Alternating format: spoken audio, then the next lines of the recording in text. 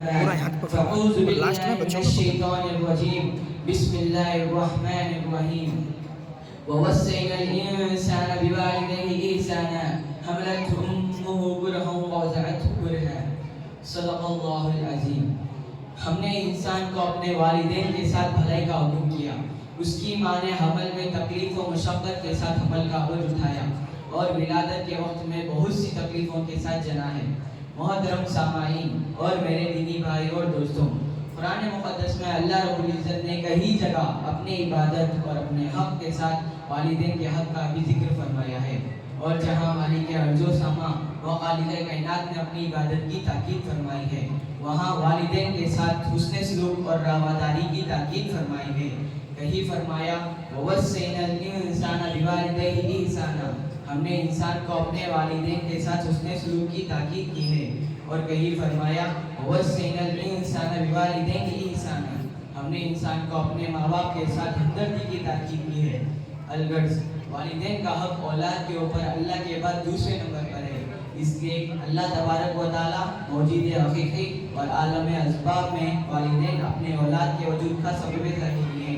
اس لیے اللہ تعالیٰ نے جگہ جگہ اپنے ماں باپ کے حقوق کی اہمیت کی تاکید کی ہے کہ ہمیشہ اپنے والدین کے ساتھ اچھا سلوک کرتے رہو، ان کی تعظیم و محبت و خدمت گزاری کرو اور ان کو اپنی صادق سمجھو.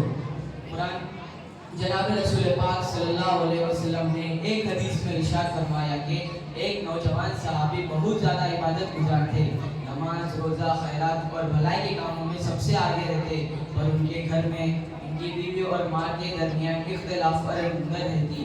وہ کبھی بیوی کے باتوں میں آ کر ماں کے اوپر بیوی کی بات کو ترجیح دیتے تھے، جس کے نتیجے میں ماں ان سے بہت خفا رہتی تھی.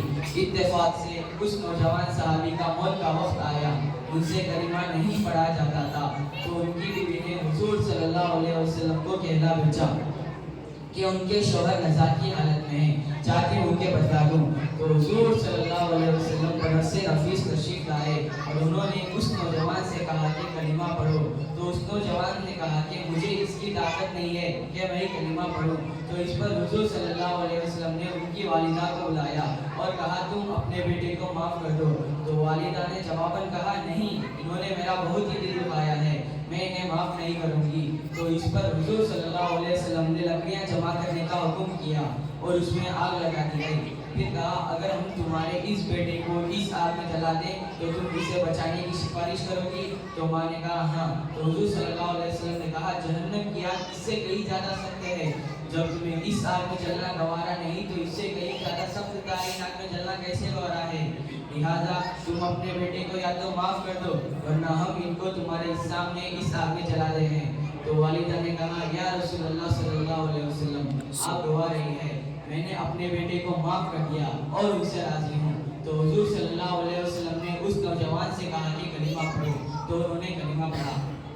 عزیزان گرامی، آپ نے دیکھا ماں باپ کی ناراضی اولاد کے لیے کتنی خطرناک ہے کہ اولاد اپنی جواب کتنی عبادت گزار اور نیک سالی کیوں نہ ہو مگر ماں باپ کی ناراضی سے کلمہ تک نصیب نہیں ہوتا. لیکن آج کا نوجوان جب اسے جوانی آتی ہے تو اس نے والدین کو کیا سلا دیا؟ یہی نہ کہ دوست اس کو پیارے لگے، اور بیوی کے کہنے سے ان کی بے عزتی کی کہ ان کو گھر سے الگ کر دیا. ان کا دل دکھانے کے لیے بیوی کی زبان درازی ان کو تحفظ کر دیا، ان پر جیون تنگ کر دیا، اور دکان اور دفتر سے آ کر خود والدین پر ظلم و ستم کے پہاڑ توڑے. ارے والدین کو اپنے خاندان کا بوجھ سوچنے والوں، خوبصورت پوتی کے لیے عیب سمجھنے والوں، ذرا اس حدیث پر غور کرو. جنہوں نے والدین کو نافرمانی کی ہے دنیا میں ہی اللہ نے ان کو کیسی سزا دی. اس لیے عزم کرو انشاءاللہ والدین کی خدمت ہر حال میں کرنی ہے. ہماری یا ہمارے والدین کی زندگی پوری ان کی خدمت کریں گے. اللہ مجھے اور آپ کو والدین کی اطاعت کرنے کی توفیق عطا فرمائے. ما علینا الا البلاغ.